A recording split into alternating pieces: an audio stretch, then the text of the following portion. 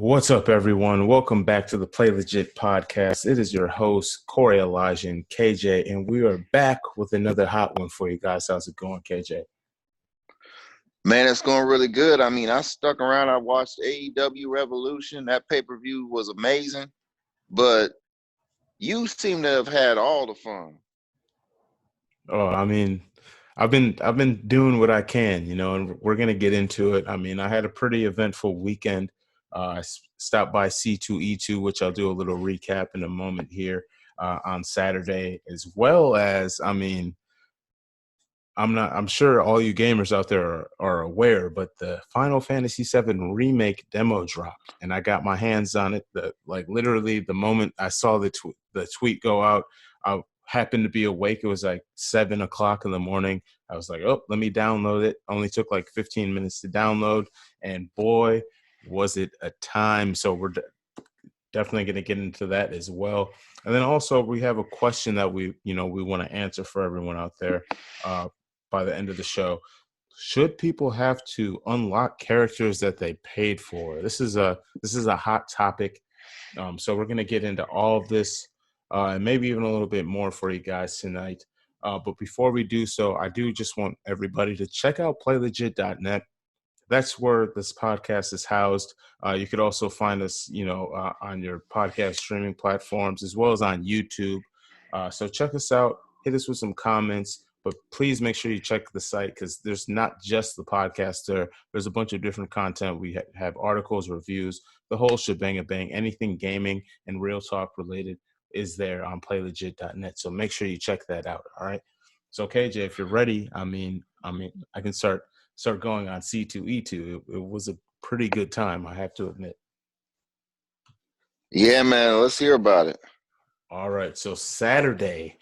I hit up the Saturday event. I got my badge dangling here, which is pretty cool. I love how, the badges are always so nice. Crunchyroll sponsored the badges. We got a nice little one piece artwork here on the badge. And I just love when con badges, they take the time out to team up with people because people love to save this stuff. When you get the little wristband, it's like, yeah, you'll save the wristband just for the memories you'll know. But when you get that badge with that artwork, you hang that up and it's like, dang, that's just so dope. So I want to shout out to C2E2 for always having dope badges. That's first off. But the day it was great. I mean, besides, the cosplaying, all of the dope stuff that I picked up, I definitely picked up some nice gear, some clothing, some sticker packs. I got some collectibles, Let me ask you of something. course. Mm-hmm. At these events, no one ever talks about this. So maybe you can give me the scoop. How were the concessions? Like, what did they have available to eat? So it was in Chicago, so everything was taxed. I mean, I spent like $7.50 on a chili cheese dog, which it was a chili dog, not even cheese. I bought a pretzel separately that was $5 with cheese, and I put the cheese on the chili dog. So I mean, there's the chili. I mean, basically, it was like gas station food. You could get churros, hot dogs. There was like an Italian beef, but it was like $12.50, so I didn't mess with that. But yeah, it's basically like gas station food. You're in a convention center. They got like little pop-up vendor stuff. There was like a kosher spot set up too, but they just had like dogs as well. So pretty much hot dogs, and churros and pretzels and hand squeezed lemonade, which is very refreshing.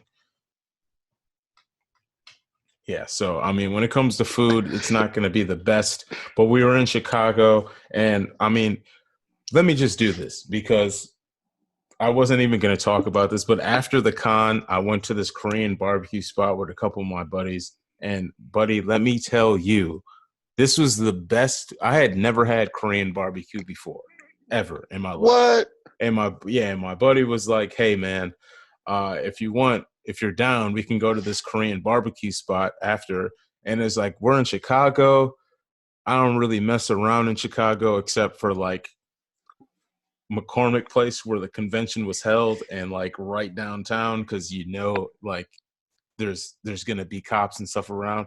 I don't really like to dabble around and venture outside of where people wearing cosplay costumes are at. But we took an adventure. We found this spot. It was rated 4.9 on Google. So we're like, bet it's this place called Do Eat. And buddy, this was the best food I think I've eaten in a long time. Not only so we got I we got saw a your pictures on Facebook, man. I was just like, bruh. buddy, hey, this food was so good. Like we got a meal. So they bring it out. They have the grill like on the table. If anybody's had Korean barbecue, they have the grill on the table. This was an experience for me. I don't know if so we ordered some dumplings. They came out, they had a bunch of dishes that were set up around the grill. And it was just like, I don't know what it was there for, but it was all like different looking, but very, very delicious. Everything was just like looked strange, but it tasted like completely wild. Something would look sweet, but it would be like super spicy. Something would look like it was gross, and then it tasted like like sweet pickles. And then the kimchi, of course, was pretty fire as well. I'm not really big on fermented food, but I maxed everything. And then we had just so many, like they would just come in, they'd cook the beef, we'd all max on the beef. They'd come in, they'd throw some shrimp on, we'd max the shrimp. They put on the chicken, they put on the steak and cut up the steak for us, and then they put on the pork belly at the end. It was like, dang, she was like, it's like bacon. I had never had pork belly. I don't like, I've dabbled with ham, but I never in bacon. But beyond that, I don't This really place was dabble. blessed. Yes, this like when they brought out the meat, I was like, dang, this meat is like, why does this steak look like a cartoon steak? Like this, everything just looked amazing. So if you're ever in Chicago, don't fret, because literally this place is right across the street from a police station. So if anything does go down, the cops are right across the street. Hopefully nothing does happen, but and it's like a small little spot. We waited maybe like 10 minutes before we got in there, but it definitely was worth it. Food for 4 people. There was only 3 of us, but we got a meal for 4.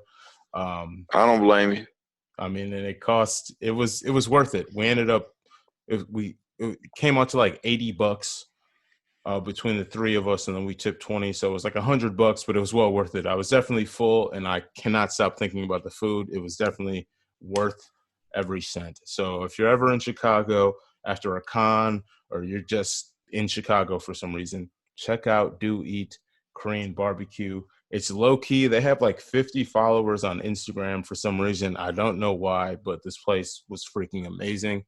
So I We just didn't wanted to even show get them some love. sponsored by them. This is a free plug. That's letting you know how good it is, It man. was that good. I swear it was that good. I typically, unless you're paying me, I'm not gonna say stuff like that. But Do Eat, you have to check it out. It was just that good. If you like Asian food, if you like Korean barbecue, if you dabble in the meats, they do have vegetarian food, vegetarian menu as well. But I'm dabbling with all of the all the meats as well. So it was well worth it. So yeah, after the con, that was like my night was blessed. It was like fantastic. I couldn't ask for anything else to go any better. The con was amazing. The food in the con was overpriced, but you're gonna pay that. I mean, if you're in Chicago, even if you're at like a baseball game or something, it's gonna be overpriced. It is what it is. That's how these vendors make their money. But it was dope. I spent a lot of time in the old school arcade. Played some Contra. Uh, I played a bunch of games. They had Punisher. I mean, there's a bunch. Street Fighter 2. I mean, it was just amazing. It was all free. You didn't have to put in coins. If you died, you could just hit start again. You get your extra life, and you're back in the game. So I spent like a good hour and a half just waiting on my brother, because he was going to get some autographs signed. So me and his buddy, we were playing some games and stuff. Random people would just come over. They just hop on the six with us, and it was a great time. And these cons, like the reason why I love What going to the autographs con. was he getting? Oh, he got a JDF autograph. A Walter Jones autograph as well. He collects, like, my brother's collection of Power Rangers memorabilia and figures is freaking crazy. Like, if you see his den, like, he's killing the game with all of the stuff that he has. So he was just getting some more stuff autographed by him. But them lines, them autograph lines, they're huge. But JDF is a real cool guy. He's always, he always spends some time with people and stuff like that. So I figured he would be a little bit in that line, and then, talking with him and getting everything signed. So we hit up the arcade, the free arcade, which is dope, especially in an event like Comic-Con when you're spending tons of money on stuff, because it's like you'll just be walking, you'll see something. Like, I picked up this My Hero Academia Bakugo figurine here, and I was just like, I was walking by, and I was like, I shouldn't buy that. I have no need to buy that, but I think I'm about to buy that. And that's just how it goes when you're at a con. You just see stuff, it catches your eye. This time, thankfully, I didn't buy any artwork. That was like the one thing I told myself I wasn't going to do. I was like, I'm not going to buy any artwork. I still have literally like 15 things that I need to hang up from previous cons that I purchased. And I was like, I'm not going to buy any artwork. So I didn't do it. Thankfully, like, I almost did, because the co-creator of Ren and Stimpy was there.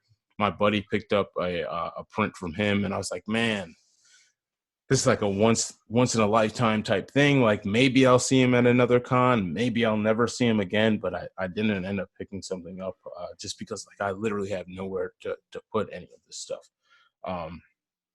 So I did good on that front. But gaming wise, it was dope. There was tons of kids playing Smash.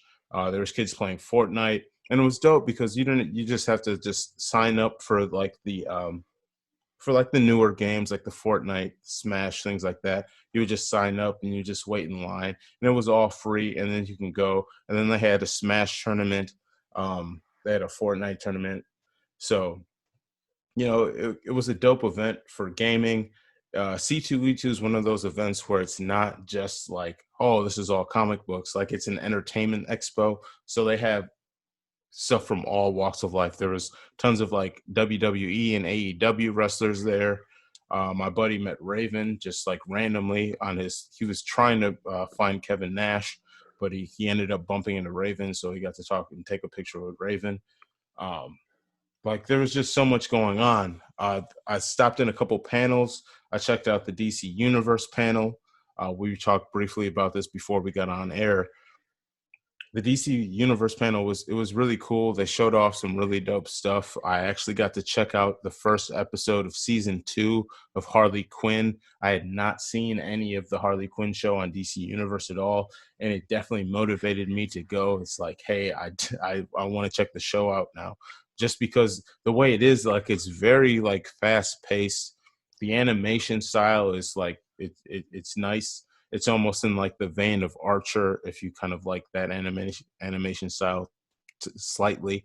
And then Ron Funches is in the show. He plays King Shark, and he's just hilarious because if you know Ron That's Funches, incredible. the comedian, it's like Ron Yeah. Funches' voice, but it's King Shark, and King Shark like doing shark type things in an uncensored, raw, f-bomb dropping, like blood splattering cartoon show. Like, I it's think you just sold me on the show with that, man. like, it's like, it was really like, it was really good. I was surprised at how good it was, because when I saw it initially, like when they announced the show, I was like, oh, a Harley Quinn show. Like, yeah, like, okay, whatever.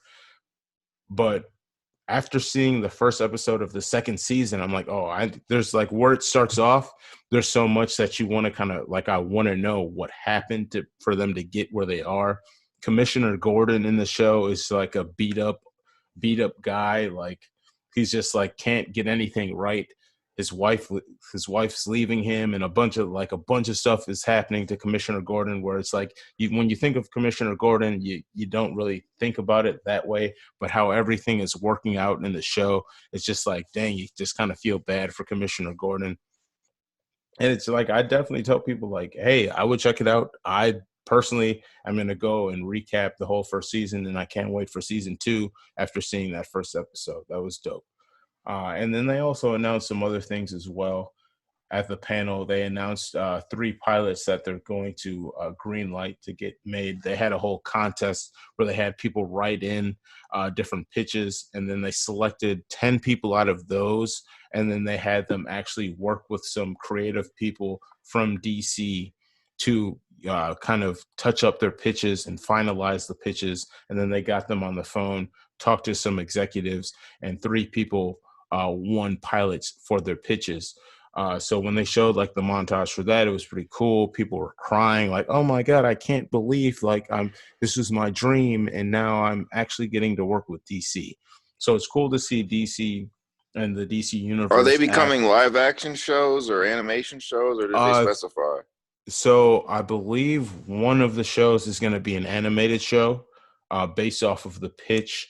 The original pitch, it was like Escape Arkham, I believe. So it's like a bunch of like going through all of the villains in Arkham, but it's supposed to be like really intense and really insane and really evil, basically, from how they were explaining it. There's another show that's about comic book shops and how they travel around and they see comic book shops in local areas and see how they're actually helping the communities and how people are actually going there and how they're helping people's lives and things like that. Which is for me, that was like really sad because my local comic book shop, Rockheads, is closing down. And it's just like, it's one of those things where it's like all over the country, these digital mediums are kind of killing the comic book store.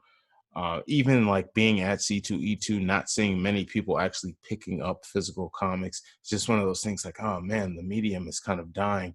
But there's so much that they do, whether it's like tabletop gaming, people going in there for their weekly pickups, or just going there to meet friends and make friends. You know, that comic book store environment is one of those things that I was glad I was able to experience. And for me, it's kind of sad knowing that my local comic book shop is closing down after it. I mean, it's been around, I believe, like 40 years or so.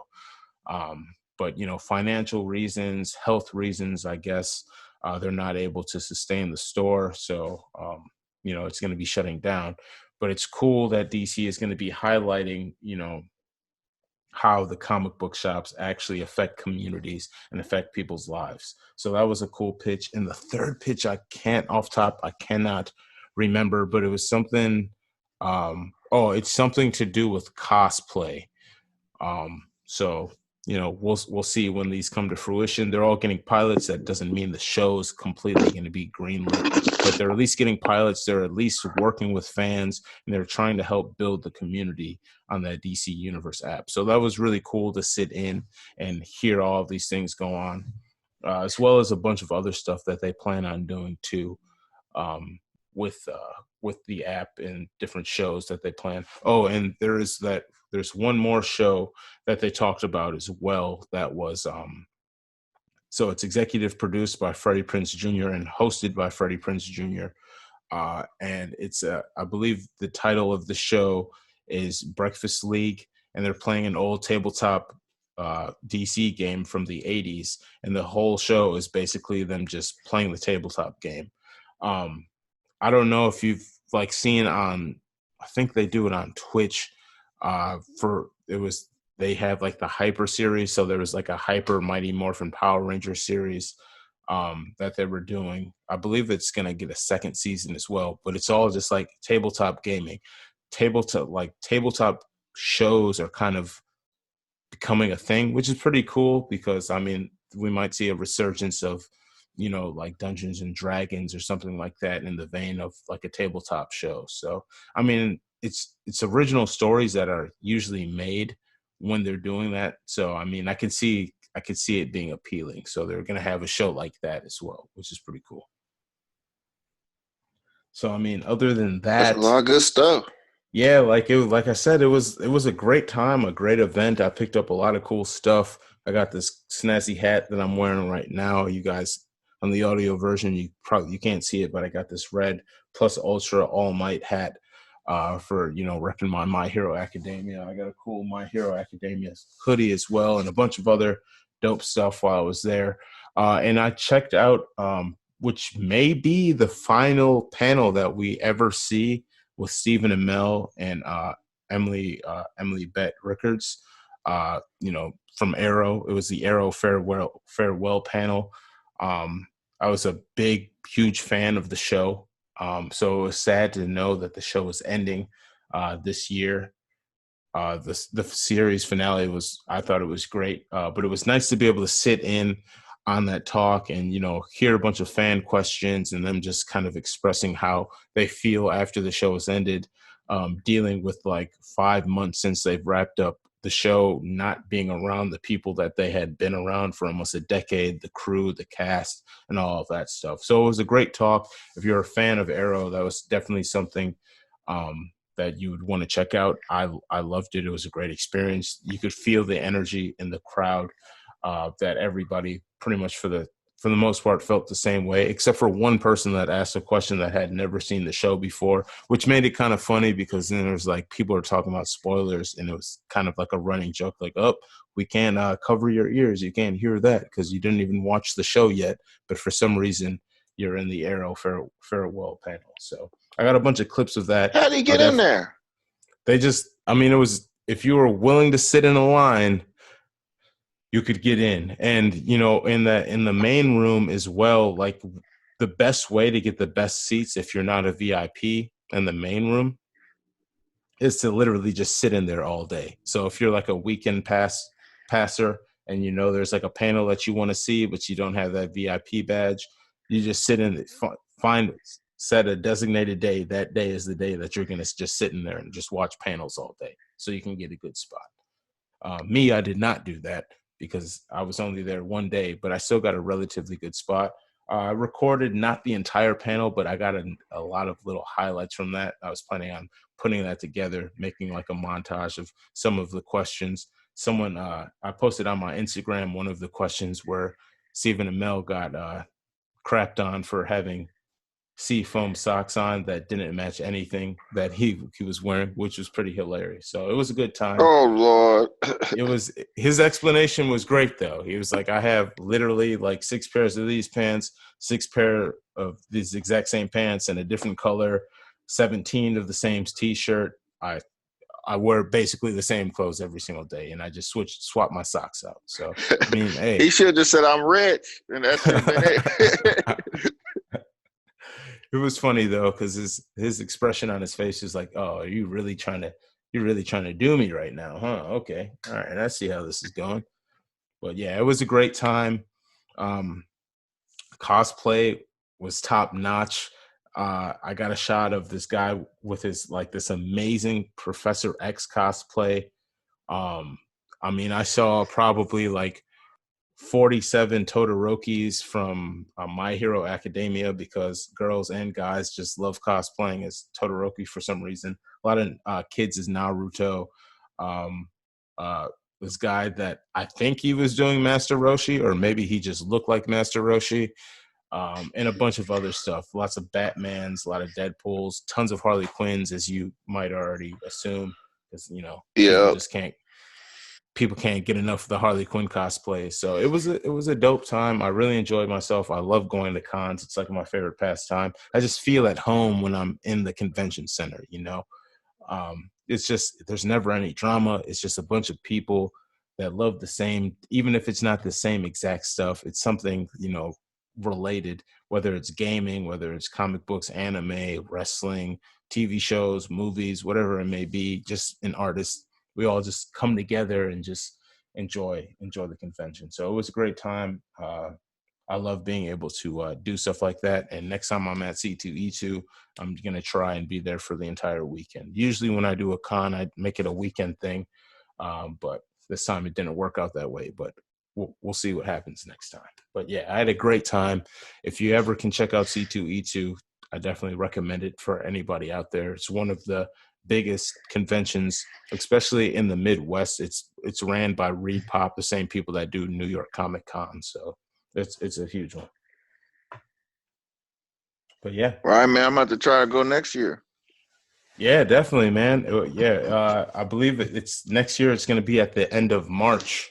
So I mean, if you can make it in the area, we can meet up. We can get it going. Try to set up like a hotel room or whatever, and enjoy the festivities. Get that Korean food, buddy, man. That sounds Yes. real good. Ooh, I'm telling you, buddy. This is the best. Like, I don't for how much money we spent too, and not to go on like another Korean barbecue tangent, but for how much money we spent, I don't know what the quality of this food was, but it literally tasted and seemed like the animals were slaughtered out back. Not to be graphic, but Oh my God, yeah. it's just like, dang, this like You gonna have people this. coming after you now. The PETA people, they gonna get you Hey, now. you know what, Peter? People, it is what it is. I was introduced to this food, and I'm a stubborn guy. Once I eat something and I like it, I'm not turning back from it. All right. If you can somehow convince me that it's bad for me, then maybe you'll change my mind, but probably not. But you can try. I hope you don't try. Don't come for me, Peter. I apologize. They'll get you. All right, well, we better move on to the next one, man. Yeah, so let's move on to Final Fantasy VII Remake. The demo dropped. Oh my God. Like you said, man, I just been having the best time, man. It's been 23 years since Final Fantasy VII. I'm 31. That means I was a young kid when Final Fantasy VII came out, but somehow I still played the game because I have older brothers, and it was amazing. I didn't necessarily understand the storyline as well as I do now. Playing the game again, and in my later years, and like now going through the remake. At least this demo. But this game, for some reason, has always been close to my heart. Maybe it's because it was the first game that I ever beat a boss by myself. My brother was playing. He went to the bathroom. I was like, dude, I can do this, and I beat the boss. He came back like, oh man, you're lucky you beat it, because I would have been pretty mad if you would have died because I told you not to touch the game. So I just Here's what I'm hands. gonna do. Mm, I know you got your nostalgia glasses on. You probably about 80% of people playing this demo. But what I want you to do is when you are playing that, I mm. want you to think like this is a brand new experience. Oh, I'm Like this, like let's say you like you can't think about the nostalgia stuff. You just got to play this as a game. Yo, so what I will say is what's new in it is the engine, the fighting engine. So it's completely different than how it was originally in Final Fantasy VII. I haven't played Final Fantasy any of the newer Final Fantasy games, honestly, Final Fantasy 15 or anything like that. So I was completely oblivious and a noob to the fighting system, how everything was going on. And honestly, for half of the time that I was playing the game, I was trying to figure it out.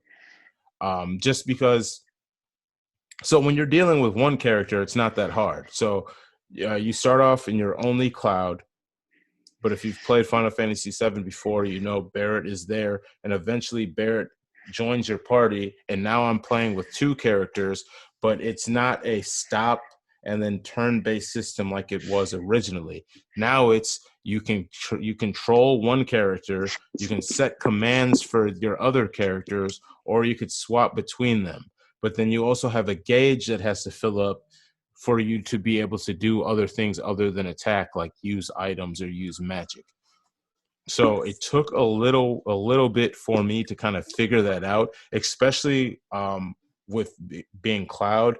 He attacks like close range, and then Barrett, he can do long range stuff. So there's like turrets up top where I can't reach them with Cloud, and I'm like, dude, how do I switch characters? I know you told me, but how do I do it? Could you see Well, this being problematic in the final game? Like when let's say, especially when they add a third person and you got to juggle three people at the same time and still got to uh, understand each of their abilities. I mean, that could also be a really fun dynamic, but if the controls are not unlocked, it could also just be more of a hassle.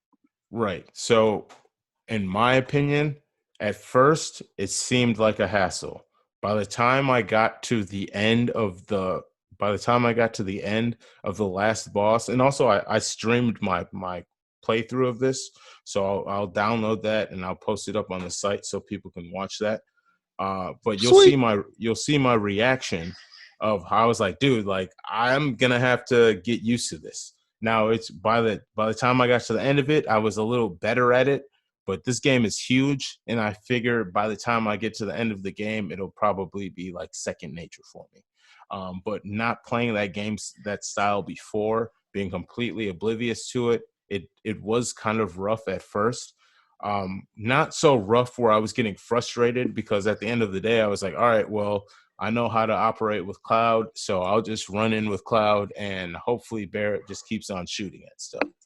Um, so it at first it could be kind of frustrating, but it wasn't that bad. It's something that I feel like given time, if you're a casual, you might not like it.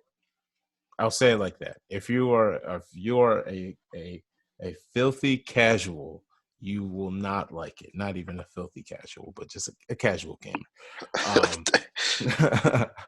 but if you have your mindset on wanting to play this game and wanting to beat this game, you will figure it out. It'll come to you. It'll become more natural. What's nice with this game as well as is you can build your party, right? So you can kind of figure out what play style you kind of want to go with as time progresses, right? Now Barrett is doing like the long range type stuff with the gun arm, but maybe say I don't necessarily want to operate like that, then I'll maybe use like Cloud. If you get Yuffie, I'm not sure if she's going to make it in this first game or not. But if you have Yuffie, she has the giant shuriken, so maybe she can throw that, so you don't have to worry about like aiming as much. You'll get your flow down. You'll limit breaks in it were really cool as well. Those they build up just like they did originally as well. Um, the one thing I will say, having to build up your gauge to be able to use items, that can get kind of frustrating, especially in the boss battle, just because it's like, all right, well, I'm almost dead, and you're telling me that I have to wait or I have to attack more before I can heal myself, and that's not going to work out because I'm probably just going to die. So I can see some people getting frustrated by it. I didn't get nearly close to rage quitting. Now that might just be the nostalgic feels like keeping me into the game, me being intrigued, knowing the storyline, kind of knowing where I was going, anyways. But if you never played Final Fantasy VII before, you're not super invested in it. You just heard that it's going to be a dope game, and you're just going to get it. You might be thrown off by it, but it looks amazing, so that might keep you in. The cutscenes look great. The gameplay looks amazing. Fighting is super fluid and natural. So if you're just going through and fighting like a minor enemies, it shouldn't be an issue at all. The lock-on system is very, very easy. You just hit R1 and you could just press the right stick over and switch on your locked-in targets. You can swap like heavy to like into attack mode or into like casual attack mode where you can just kind of you can move around a lot more freely, but you do less damage. But if you get into like the ultimate attack mode, then you're a lot slower, but your attack does like twice the damage. So you can switch in and out of that. So just being able to like time it, like I said, with more time, you get used to it. You get accustomed to how things operate, and you can start, using your character strategically. So overall, I thought it was great. I thought the cutscenes were nice. Even like the intro, like literally, I'm just like flashing back in my mind how it looked on the PlayStation to how it's looking now. They literally remade everything frame for frame, but it just looks so much better. It literally was amazing. It has me wanting to buy the game. I was gonna buy the game anyways, but it was like, okay, Right, who you fooling? I'm for sure getting the game day one though. Like there's no, I'll probably buy the game before the game comes out. I'll say it like that. Like I was gonna get the game regardless, just because it's me and I have the the nostalgic feels. But it's not like I'm not like everybody else where it's like, oh, the game comes out today, I need to have it right now. Like I'm gonna get the game, but I mean I don't have all the time in the world, especially a game like that where it's like, all right, well I'm gonna get the game. I'm not gonna wait like months to get the game, but I don't necessarily have to get it right away. No, I'm gonna get this game right away. That's what's gonna happen. One last thing for you. Do you think this is going to be a cross-gen release? Oh yeah, most definitely. It has to I be. do too. Based Well, it off. was really weird because it was coming out like, several months ago. They were Mm, talking about it, and I left a comment on this website, and I said, "Yeah, this is definitely going to come out on PS5 also." And I got so many dislikes. I don't understand why I got so many dislikes. So are there people out there that don't like? Do they not want to see it on PS5, or they just do not agree? Like I was really because this website that I went to is predominantly a PlayStation. I mean, it's technically a site for all gamers, mm, but from the comments and the articles that are posted, it's pretty obvious to see that it's a PlayStation site. So I was mm. really surprised that people like disliked it as much as they. I was like, what? So I just No, it's definitely gonna come out on PS5 as well. It had like for people to dislike that, it's like it's crazy to hear that. Like based off of how this game looks, it's like if they don't put this game on PS5, they're doing a disservice. Like the game looks amazing on the PS4. Imagine it on the PS5. This game is gonna look beautiful. It's gonna look beautiful. It needs to be on the PS5. I would be discouraged if it wasn't on the PS5. and faster load times and all that good stuff. Right. Yeah. It's just like it makes sense. It makes sense for it to be on the PS5. The only thing that would kind of makes me upset, depending on how much of the game they're gonna put in this one, because I know they're like breaking it down. If it's on the PS5, they probably could have just made the whole game in one game. If it's gonna be on the PS5, Yeah, but but I mean, who knows? Who knows how much is they're gonna be in milking this it, one? buddy. Yeah, they that's like one of the biggest things, like one of the biggest negatives for me. It's like, how come you didn't just make the whole game? Like, I understand it takes time, but when did they announce this? 2016? I believe it was 2016 that they announced this at E3. It's 2020. That was like 4 years ago. Like, I understand it takes a lot to remake a game, but I And I mean, remember back in the day too, they were going to bring it back, and then that version of the remake got canceled. And so now this is another uh, remake. I don't even know. Do you remember that? mm-mm. Yeah, I No, that was remember a looking at a magazine. They were planning on bringing it back a long time ago, and that got canceled. like PS3 days. Yeah, I'm pretty positive. I mean, I can definitely look into that, but I'm pretty positive that I read an article and they even had like screenshots and everything from it. Oh, wow. Dang. Well, I'm glad they didn't, because that would have looked Yeah, I'm glad trash. they I mean, waited. it would have looked better, but I mean, it wouldn't. It's not as big of an upgrade as it definitely is now. Like literally, it like the cutscene. The game looks like the cutscene. Like it's like it looks phenomenal. And for people to be upset that you said that it's gonna definitely be on PS5, like how could it not? Like, look at the game. Look how the game looks. Like there's it's definitely gonna be on the PS5. If it's not, they're doing a giant disservice. A giant disservice. But yeah, I think the game is great. From what I've played in the demo, I'm definitely more excited than I was. I didn't know how the fighting engine was going to be, and that was like my biggest question, like, because like I said, I haven't played a Final Fantasy game in a while, since what, Final Fantasy 10, or the I think Final Fantasy 12 online, whichever the online one is. I played that on like the PS3. But other than that, I haven't really played a Final Fantasy game, so not 15 or anything like that. So I'm not familiar with that engine, but I definitely, like I said, it takes a little time for you to get used to it. But I mean, I think with time, people will get used to it and they'll have a good time, especially with the just like the free roam, free range combat that you can do. You're not stopping. You're not necessarily taking turns, although you are kind of taking turns, doing like using items and magic and stuff like that, limit breaks. But I think it's going to be great. I'm excited. I can't wait for the game. I'm not going to buy the deluxe edition because I don't see the point. I just need the game. I don't even know what else they're giving you, but I don't need that. Not to spend $100, but I just want the game, and that's what I'm going to get. So Do it for nostalgia. $60, you can have that. Take it now. Do it for nostalgia. Spend all the X amount of dollars. Nah, son. How much do you love Cloud? Prove it. Prove it to me. How much do you love Cloud? Yeah. How much do you enjoy Tifa? Huh? Every time you see someone cosplay as Tifa, you have to go buy the Ultimate Edition of Final Fantasy VII Remake. Oh, you be broke, buddy.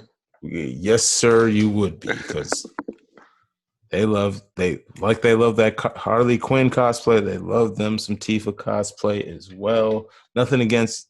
Go ahead. I like it too. I wouldn't do it personally, but I don't mind seeing it. All right, we better slide over to the next. Yeah. Now we're gonna have PETA and another organization after me. So right. Here's so you posed a question to me, and I think this is a very legitimate question. Should you have to unlock characters that you paid for? Like, say you pre-order a game, say you get a pre-order bonus and you get 2 skins unlocked or 2 characters unlocked with Dragon Ball Fighters. You got Super Saiyan Blue Goku and Vegeta because you pre-ordered the game. Should you have to unlock these characters, or because you paid top dollar, or you went out and you made sure the game had funding before the game even came out, should you just get the characters? I've been doing a lot of talking, so I'll let you kick this one off. Well, I think with the Kickstarter stuff that you were talking about the tail end, I didn't think about that. But if that's the case, you technically had a hand in the production of the game. So I don't think that you should have to do anything for characters like that. But then also there's the thought of the joy of unlocking stuff has always been fun for me. Like when you put some time into unlock, but then you have to think, okay, but is that genuine with that unlocking? If I'm spending money, is that feeling the same? Is that still there? And the thing about it is, I think I think about cheat codes. So you would unlock things a different way with a cheat code, but nowadays that's a lot of times cheat codes, quote unquote, are like just DLC. So like costumes and stuff like that. But back in the day, maybe you'd enter a code and you'd get yourself an alternate costume, and you'd be like, "Yeah, I got another costume for a character I already like." So there's that joy there. But I'm saying when I buy an alternate costume now, which I haven't in a long time, and I think when I did, it was probably on accident. But so that lets you know where I stand with that. But the point is, if I spend that money, I'm not. I can tell you, definitely don't have the same joy as far as the costume's concerned.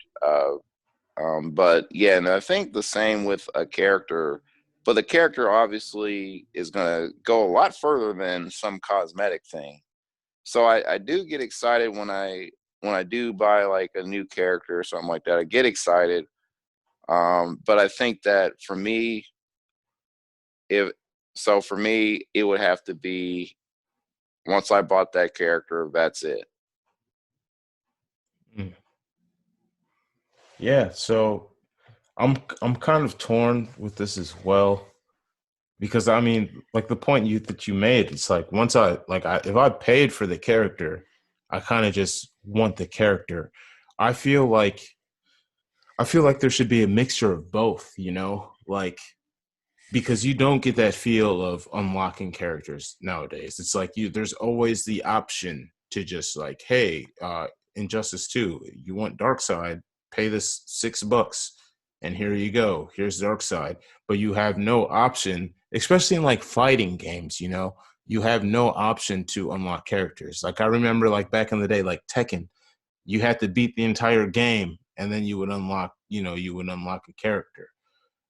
Like what happened to that? What happened to me putting in the work and getting some characters? Yes, have some DLC characters as well, but there should be some characters that they put in for you to be able to unlock. I feel like And that would get people to play the games more. It'd give people more of an incentive to put those hours in. what if they had it where you would unlock stuff? Now I might be giving them ideas here, so shoot, maybe I shouldn't say this, but what if you unlock stuff, but it's for characters that you still have to buy? But it's like you're unlocking costumes for these characters, so you don't. But so you wouldn't have to spend extra money for these cosmetic things or maybe like background stages, but you'd still have to buy the character. What do you think about that? Mm, um. So I mean, so so I think that's okay. And to bring this back to a game I mentioned, Injustice 2, right? Injustice 2, when you buy a character, then you can play the game and then you can unlock equipment for them, right? So like say like the Ninja Turtles or whatever in Injustice 2. Once you have that character, now when you play through as that character, you can level up that character and then unlock new equipment for the character to kind of customize them as your own. And that I do personally like that. But you don't unlock anything for that character unless you buy that character, right? So it's not like the whole time before I purchased the character, I was stockpiling equipment or rare things for them or anything like that. But once I did buy that character, now I have the option to go ahead and unlock different things with them. So I mean, I do like that in a way. It does seem to make it more fair, in my opinion, just because I mean they're giving you stuff you don't have to. You could buy shards to unlock more equipment, or you could just play the game and be able to unlock it that way as well. So it does kind of give you that balance, and there's so much equipment, so many different ways to customize your fighters based off your play style in Injustice 2. I feel like they probably have the best balance, so I would say that I do like. um, but you also, for all of the extra characters, you have to pay for them. And I'm still kind of like, man, I kind of wish like some of these characters I could just unlock without having to spend more money, because I already spent whatever amount of money it is. And nowadays you're getting like multiple packs, right? Like Dragon Ball Xenoverse 2, like they've had like four DLC packs or something. I think more than that. And they're all like $20. The game is $60. And then you're adding another like $80 on top of that. And then if you want like audio packs, that's another like $5 here. It's just like it's so much money. If that's not your main game, it kind of puts you in a position like, do I even want any of this extra stuff? It's like I would, but it's like I don't want to spend $200 on a game. uh I mean, some people have no issue with that. A lot of people like main 2K and stuff like that and spend thousands of dollars on packs for a game that they won't be able to use any of the stuff the next year. And to each their own. But I mean, it's it's gotten to a point where it's like, man, how we need a balance. There has to be some sort of a balance where I understand making games is expensive, but games are also supposed to be fun for people. And now in the generation of the online gaming community, where people are challenging people online, is it an unfair advantage if you go up against somebody that just had disposable income to just level up all of their stuff and just spend a bunch of money on the best equipment, on the best, stacking their stats for their my career player, whatever it may be? Is that really fair to, the common gamer? So I feel like they need to do something that makes it kind of more balanced in a way. But bringing it back to the original question, if you pay for the character, I think you should just be able to get it. But there should also be characters that you can unlock without having to pay. Yeah, I think that there needs to be, like you said, that sort of balance. I mean, and really these DLC characters, I'm not, I'll put it to you like this. I am not happy when a game is not even released yet and they're telling me that there's a DLC pack of 4 characters that are on the way. And it's like, well, can we have the game come out first? Can we enjoy it for a while? Can we put a lot of time in and then maybe with these characters? But it's like that just lets you know where they're coming at it with it. The fact that the game is not even out and they're telling you there's like 4 packs. I'm talking about Samurai Showdown. Uh, by the way, that's how they did it. But they're not the first and they're not going to be the last. But the Right. thing is, yeah, the joy is gone to me when I mean, yes, there will be joy, of course, when you're spending money on a character and you like that character. Of course, Mm. that's going to be awesome, but it's just not the same as actually putting in hours in a game and doing everything you need to do in the game, and then just earning that character. I don't feel like I've earned that character. Um, I guess you have, but you physically earned it because you work your 9 to 5, and it's your real world money. That's now Right. getting that character. So I guess you are working to get it in a different way if you look Right. at it that way. But yeah, I'm with you on it. I just think that uh, I think when you spend that money, you need to immediately get that character. And I know Smash Brothers, they have that little one-on-one fight where you fight the character to get him. I guess if that fight's super super easy, then it's okay. But if it's, let's say, okay, so let's say you spent $10 on a character and then you have to fight them on extreme difficulty to get them. Now that wouldn't be fair. That's all I'm Right. saying. No, I feel you on that. And with Smash, that's a good example too, because if you buy a character, it's unlocked. But say the main game mode, you have to unlock every character that you want to use, basically, except for I think you start with Mario, if I'm not mistaken. So I mean, I like that because it's like you still have a challenge, even though you paid for a character. You can't just use it in every single game mode off the bat. Like if you want to play the main story, you have to still unlock that character by fighting the character and beating them. So um, but Nintendo has kind of done their thing to kind of keep people happy. So, I mean, they have a pretty good track record when it comes to not having the community hate them. So, I'll And give I'll them that. say too, I got the DLC from Marvel Ultimate Alliance, and the pack, the Curse of the Vampire pack, Hmm. where they has like the Punisher, Morbius, Blade, and there's another character in there too. Can't think of. Oh, no, I can't think of it. But to get Punisher, basically those 4 characters are not made available to you immediately. You have to. There's a gauntlet mode, and you play this gauntlet mode, and then you can unlock those characters. But so it's tough because yeah, you would like those characters immediately, but at the same time, when you pay for this 19.99 bundle, you get that gauntlet mode, and then you get 2 other DLCs, and those other DLCs have other heroes, and those have other modes as well attached. So it's Mm. like for $20, I think it's easier to get past the fact that I don't get them instantly because I'm getting like 3 modes with it Mm. and like 12 characters. Oh So yeah, I see, mean, but if it was, I think it's more doable that way. right, because it's almost like it's like an abundance of content. It's actually enhancing the game. You're not spending $20 just for like 2 or 3 more characters, and that's basically it. Right. Right.